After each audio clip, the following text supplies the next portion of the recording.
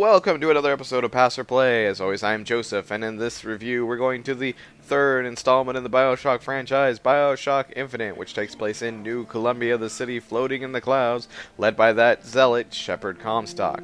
Now, this is opposite of the first two, which took place under the water in Rapture, a utopian society run by Andrew Ryan. Now, as this is the third installment, I would highly suggest going back and purchasing both Bioshock 1 and 2. However, this is merely a suggestion because Ken Levine enjoys lacing the stories with throwbacks, parallels, and references to the game's predecessors, so you'll get more out of Bioshock Infinite with them under your belt. This also allows you to see the progression that each Bioshock game has taken. Now, that being said, with or without playing the first two games, Bioshock Infinite does stand alone. So without further ado, let's open a rift and travel to New Columbia. So like any great Bioshock game, you start off in the dead of night with a monolithic lighthouse standing out in the middle of nowhere. With a brief conversation and a singular mission in mind, Booker, the main character of this story, says the haunting words, "Give us the girl and wipe away the debt." One sentence that shapes this game into a wild ride and makes you want to unravel this mystery and save the girl. Now, while I feel this game has an amazing storyline, I feel that Irrational Games decided that for this installment, people needed a very linear playthrough, with little to no choices that affected your overall outcome. Now, this is vastly different from the original two Bioshock games, which had multiple decisions that actually held real consequences for your character and the final outcome of his story. Now, among these changes was the overhaul to the weapon system. In the original game, you were able to hold all of your weapons, and you could actually see the weapons change as you upgraded them. In Bioshock Infinite, the weapons look never change, and you can only hold 2 weapons at a time. Now, while it can be argued that this gives you a stronger sense of urgency, I feel that it made for a more narrow weapon selection, because while I was playing through, I avoided picking up the more situational weapons for the more practical weapons that I needed to win boss fights. Another key feature that was removed was the map, a feature that is so helpful in Bioshock 1 and 2 and really any game in general, and replaced with a navigation arrow. While this is helpful to keep the plot moving, it doesn't actually help in exploring the many extra rooms that can sometimes be missed. Along the same lines as that change was the switch of tonics to clothes. Again, they have no major effect on how you look, but they are somewhat helpful, though I feel you lose a major customization of the character.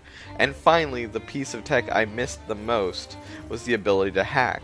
While this did cause people to feel they were wasting their time in the first two Bioshock games, it was actually a fun little side game that I really enjoyed. Hacking left the cameras, the turrets, and the vending machines permanently on your side, unlike the possession vigor in Infinite that only allows temporary hacking and only gives you money from the vending machines. Now, I know it seems like all I'm doing is spitting out negatives for this game. As I said, it is worth picking up, so I will get to the positives for the game, and one of those is the vigors. After 2 games, the vigors are more refined and more useful when upgraded.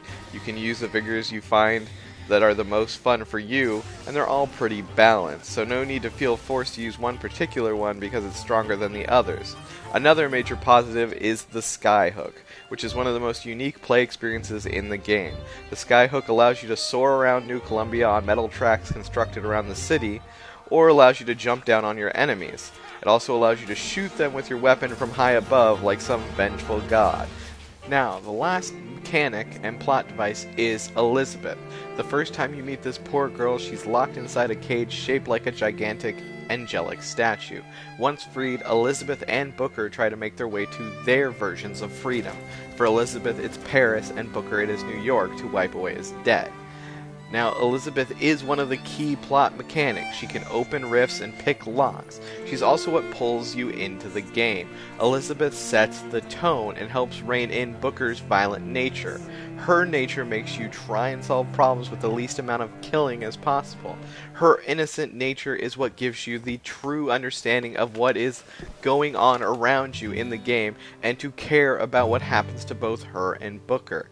Now, graphic-wise, this is the strongest of the Bioshock series, but it is the music of this game, with both a mix of old church hymns to its mix of both modern and old music. The ups and downs match the setting and feelings of the characters' situations. While much of the music may not fit this time period, it has been tailored to feel like it always has been. Bioshock Infinite is a strong successor to the previous two, even though many of the features have been streamlined out. It is still worth purchasing, and afterwards I found myself waiting for the DLC Burial at Sea, and when I did get it, I enjoyed it. 70% of the things I missed and ranted about in this review are back in. It has a new mini game, it has some unique weapons with the ability to have the full arsenal at your fingertips. And while the storyline was quick, it was still very fun. So while it seems Irrational Games has closed the chapter of this Bioshock series, it was definitely a fun ride. So give it a play. And remember, without you listening, I am just talking to myself. So thank you for watching, and please subscribe.